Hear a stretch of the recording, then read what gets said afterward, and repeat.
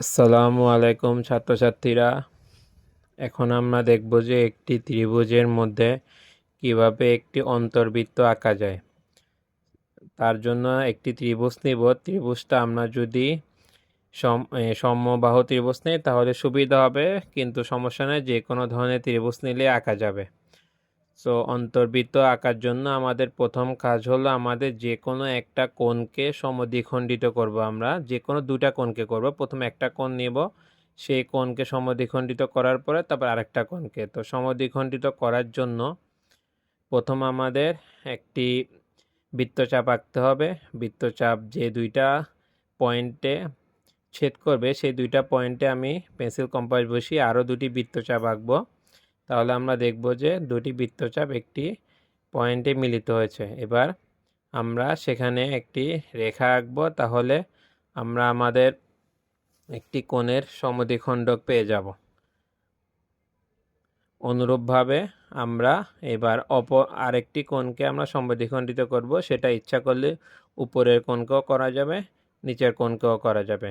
তাহলে এটা তো আমরা আমাদের ইচ্ছা মতো প্রথমে একটি বৃত্তচাপ দিব, তারপরে আবার দুটি সমান বৃত্তচাপ দিয়ে আবার আমরা একটি মিলিত পয়েন্ট পাবো। সেখানে একটি সরলরেখা এঁকে আমরা এই কোণটিকেও সমদ্বিখণ্ডিত করব।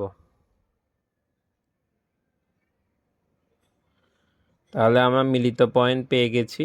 এখন আমাদের কাজ হলো এই এই সমদ্বিখণ্ডকটি আঁকা।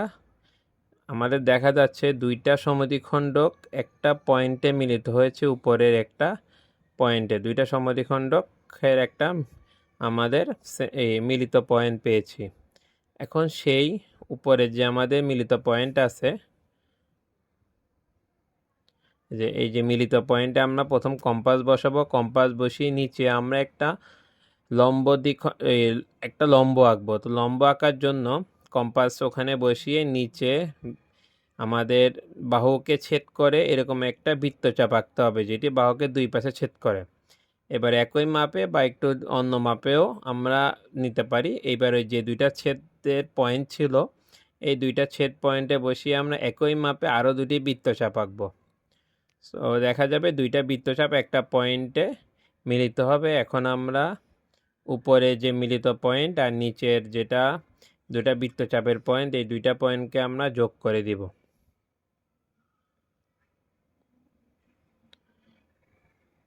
যোগ করে দেওয়ার পরে আমরা দেখা যাচ্ছে যে আমাদের এই সরলরেখাটির আমাদের তৃতীয় বাহুটিকে একটা বিন্দুতে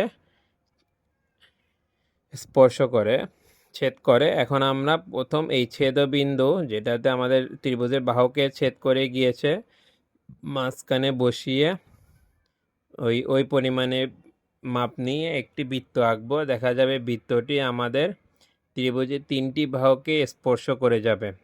এমনভাবে স্পর্শ করতে হবে সেটা ভিতরে অথবা বাইরে দিয়ে গেলে হবে না, শুধুমাত্র স্পর্শ করে যাবে তিনটা পাশে।